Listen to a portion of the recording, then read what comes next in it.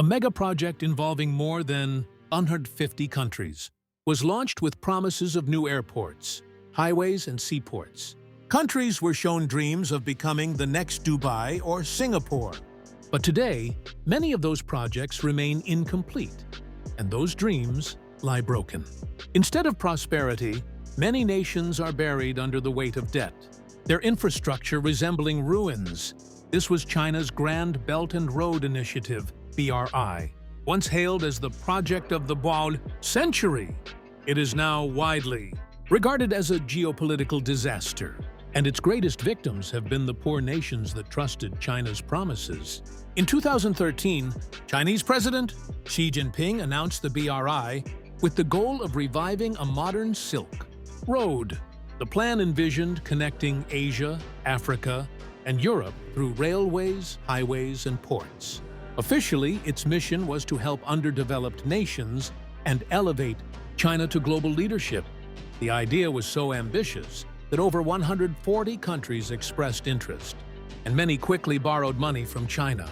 Soon, Beijing had invested more than $1.2 trillion. But the funds came as loans. Loans rejected by Western banks and the IMF for being too risky. Over time, the reality became clear. The BRI was not just about infrastructure, but about extending China's geopolitical influence. China had surplus industrial capacity and millions of engineers entering the job market each year. Instead of struggling to absorb them domestically, China exported them through overseas projects. Poor nations were enticed with loans, but the conditions often meant only Chinese.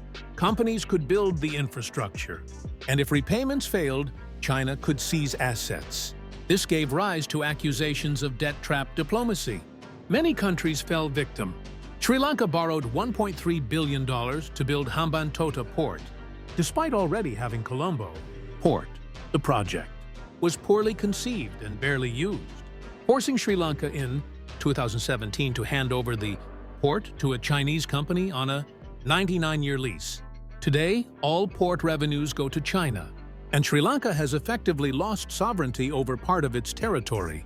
Zambia, reliant on copper exports, borrowed heavily from China. By 2020, 43% of its external debt was Chinese.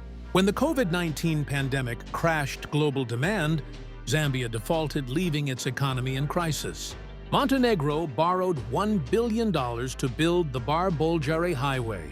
The poorly planned project resulted in just 41 kilometers of road to nowhere, while debt soared to over 80% of GDP. Pakistan entered into the $60 billion China-Pakistan Economic Corridor, CPEC, with hopes of jobs, energy, and growth.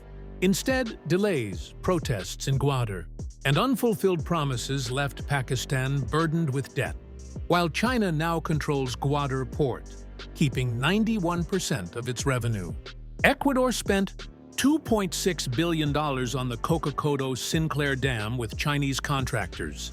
Poor construction, corruption, and over 17,000 cracks now threaten collapse, posing both economic and environmental catastrophe.